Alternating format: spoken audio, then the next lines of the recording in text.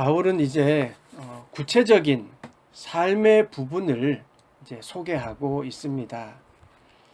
믿음의 사람이라면 그 삶의 결과가 있어야 한다라고 이제 주장하고 있습니다. 그래서 구체적인 믿음의 결과를 하나씩 제시하고 있는데요. 오늘 본문이 그 말씀입니다. 그 첫 번째 바울이 말하는 믿음의 결과는요. 합당하게 행하라입니다. 1절 말씀 보실까요?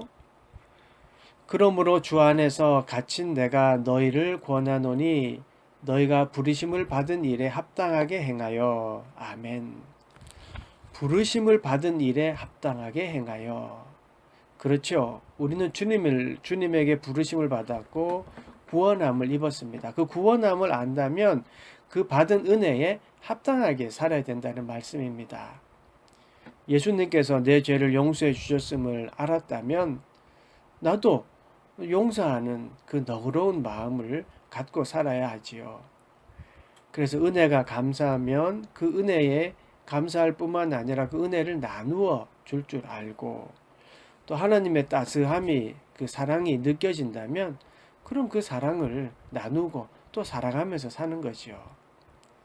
하나님의 은혜를 아는 사람은요, 결코 어두움 가운데 거하지 않습니다.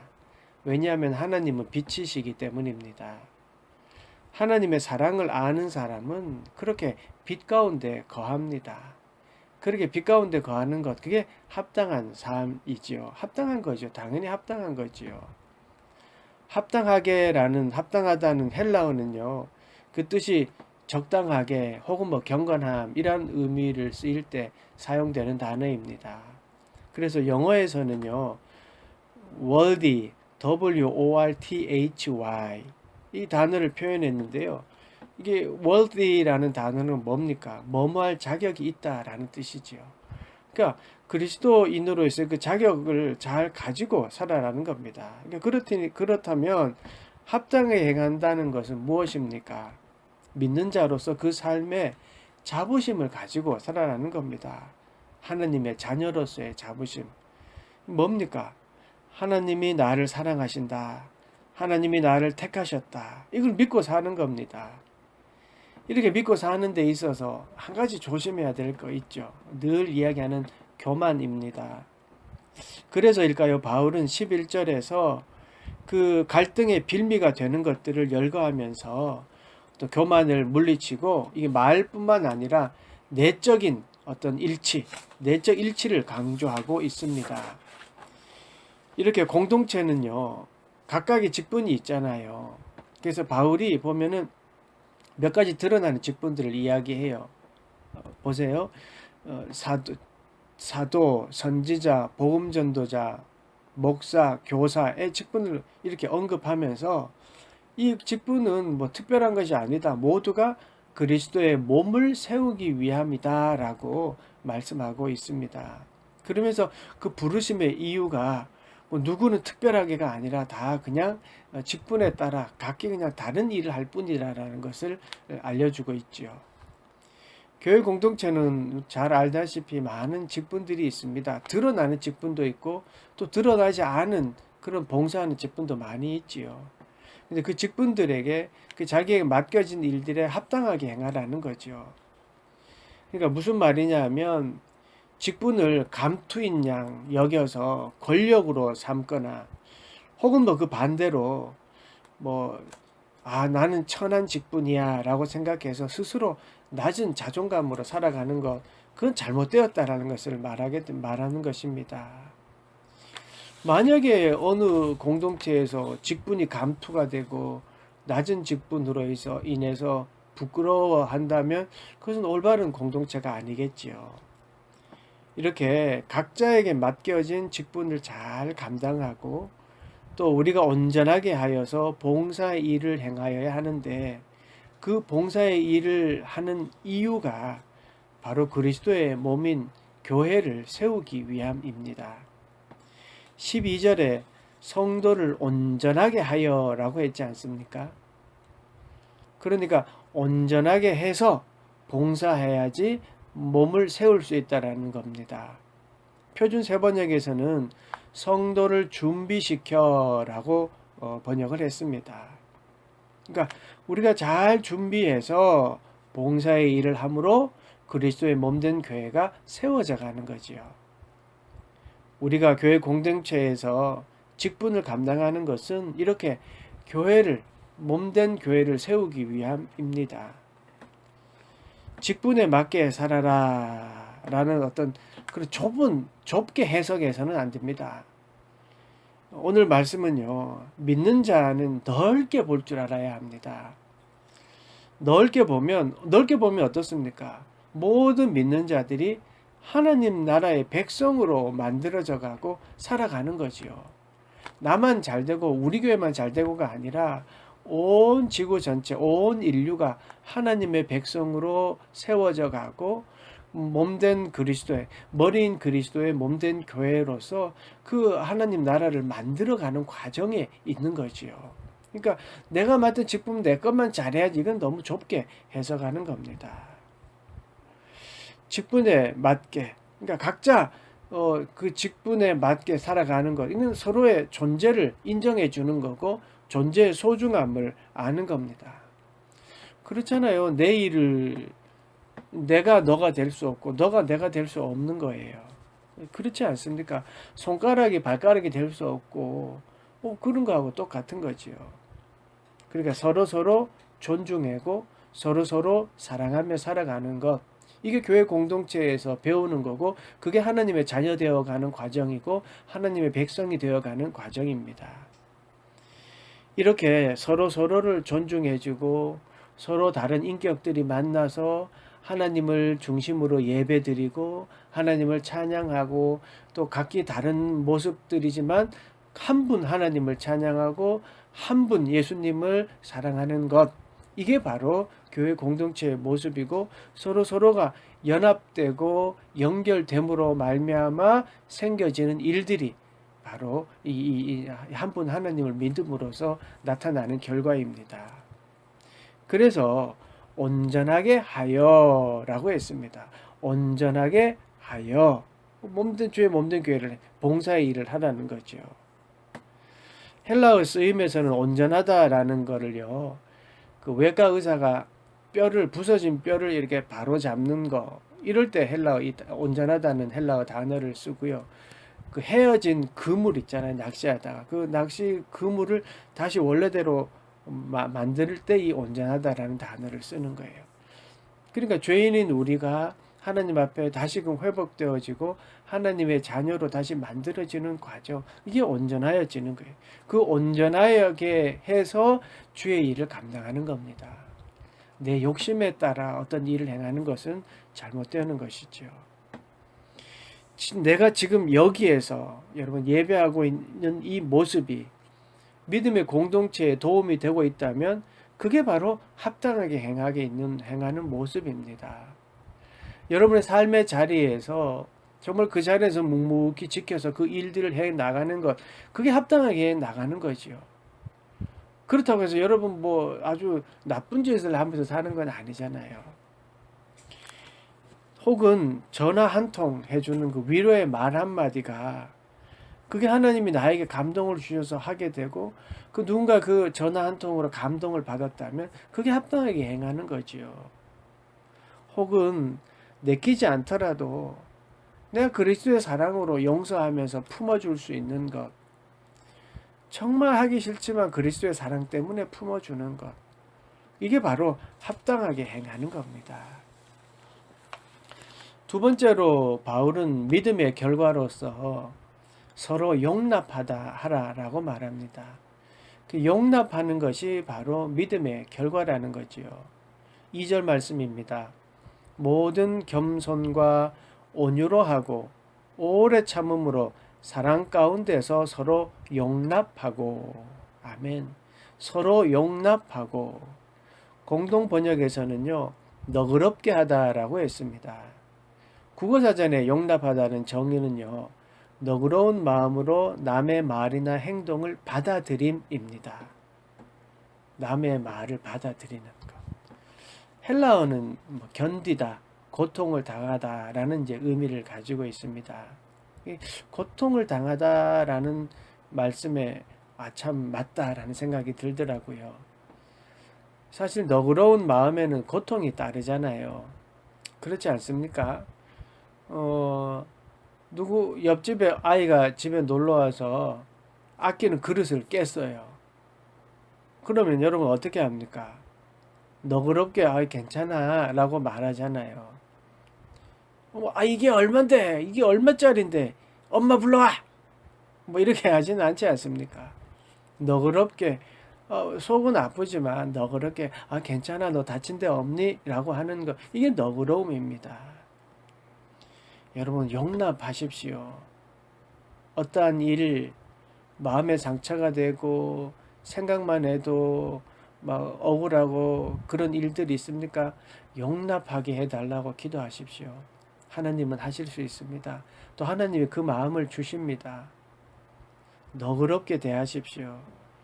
먼저 가족들에게 너그럽게 대하십시오. 2절 말씀 보니까 어떻게 하라고 했냐 하면요. 겸손과 온유, 오래 참음으로, 사랑으로. 겸손과 온유, 오래 참음으로, 사랑으로 라고 했습니다. 코로나로 인해서 가족들이 함께 있는 시간이 많지 않습니까? 가족들에게 먼저 너그러워지십시오. 가족이기 때문에 너그러워지는 겁니다. 가족이기 때문에 사랑으로 하는 겁니다. 가족이기 때문에 오래 참는 겁니다. 모든 겸손과 온유로 하고 오래 참음으로 사랑 가운데에 서로 용납합시다. 사랑으로 용납하고 오래 참고요. 겸손과 온유로 대하십시오. 그렇게 할 때 우리의 믿음이 드러나게 됩니다. 이것이 믿음의 증거이고 또 몸된 교회를 이루어가는 가장 기초적인 가정에서 그것을 이루어질 때 밖에 나와서 교회에서도 그게 가능한 거지요. 바울은 그 모습을 이렇게 서로 온전하게 용납하는 것을요, 바로 온전한 사람을 이루기 위함이라고 바울은 이야기하고 있습니다. 13절 보십시오. 우리가 다 하나님의 아들을 믿는 것과 아는 일에 하나가 되어 온전한 사람을 이루어 그리스도의 장성한 분량이 충만한 데 이르리니. 아멘. 온전한 사람은요, 용납합니다. 용납함을 훈련할 때에 온전하게 되는 겁니다. 그리고 그리스도의 장성한 분량한 데까지 이르게 됩니다. 하나가 되는 것이 하나님의 뜻임을 알기 때문에 서로 연합되고 연결되어 있다는 것을 알면 그 용납할 수 있고 온전해지는 것이지요. 그 어떤 일에 시시비비를 따지며 옳고 그름을 따지고 잘못했다라고 말하는 것보다는요.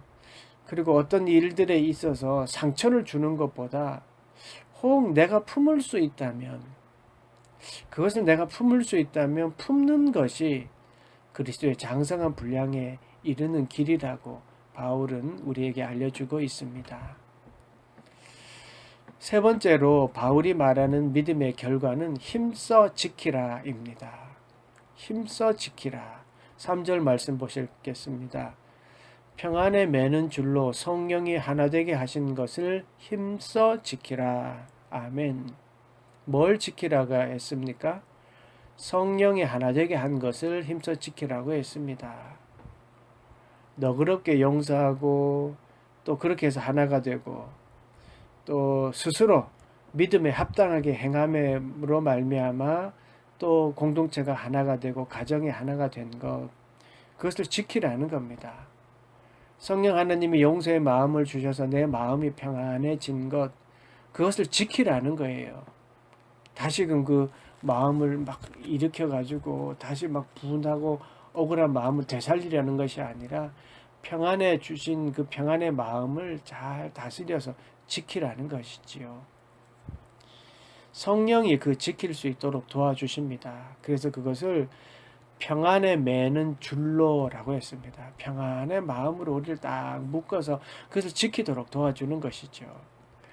믿음의 공동체는요, 하나님이 하나 되게 하셨습니다. 성령을 성령이 우리에게 하나 되게 하셨습니다. 그렇지 않습니까? 각자의 생김새도 다르고 출신도 다르고 여러 가지 삶의 환경도 다르지만 주일이 되면 함께 예배합니다. 서로 중보하고 함께 염려해주고 함께 기뻐합니다. 성령이 그렇게 하는 거예요. 성령의 평안에 매는 줄로 묶여있기 때문에 그런 겁니다. 한 분 하나님을 우리가 믿기 때문에 그렇습니다. 만약에 서로의 마음이 흩어지고 또 불신으로 가득하다면 어떻게 서로 중보하겠습니까?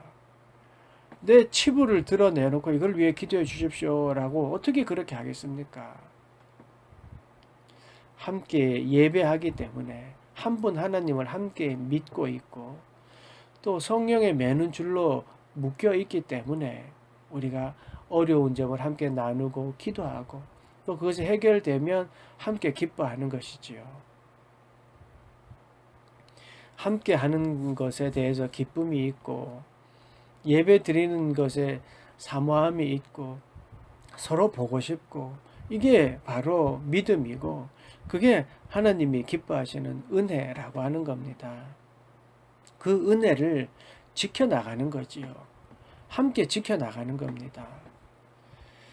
각자에게는 교회 공동체에서나 삶의 영역에서 각자의 역할이 있습니다. 그 역할이 있음을 알고 그 역할을 존중해 주는 것, 이게 믿음입니다. 그걸 지켜야 합니다. 내가 귀한 것만큼 옆에 사람도 귀한 거지요. 매일 붙어 있는 가족이라고 해서 허투루게 여기고 그렇게 생각해서는 안 됩니다. 사랑으로 지켜보고 또 그 사랑을 지켜나가야 합니다. 저절로 되지 않습니다. 저절로 되지 않습니다. 성령이 함께 하셔야만 가능합니다. 그래서 성령의 도우심을 구해야 합니다. 그러니까 우리가 더 기도하고 지켜내기 위해서 힘써야 되는 것이지요. 그리고 그 힘써야 되는 이유가 14절에 나오는데요. 14절, 에베소서 4장 14절. 이는 우리가 이제부터 어린아이가 되지 아니하여 사람의 속임수와 간사한 유혹에 빠져 온갖 교훈의 풍조에 밀려 요동하지 않게 하려 함이라. 아멘. 세상 풍조에 요동하지 않기 위해서 우리는 힘써 지켜야 합니다. 어린아이는 약하잖아요. 약하기 때문에 쉽게 속임수에 넘어갑니다. 그리고 그 쉽게 거짓에 넘어가기 때문에 어떻게 합니까? 어른들이 보호하지 않습니까? 마찬가지입니다. 약한 사람은 성령의 도움을 받고 또 믿음의 공동체의 보호를 받는 겁니다. 믿음이 약한 자는 또 믿음이 강한 자가 포용하고 또 이끌어 주는 거고요. 또 약한 자는 약할 때는 또 의지해서 믿음을 키워 나가는 겁니다.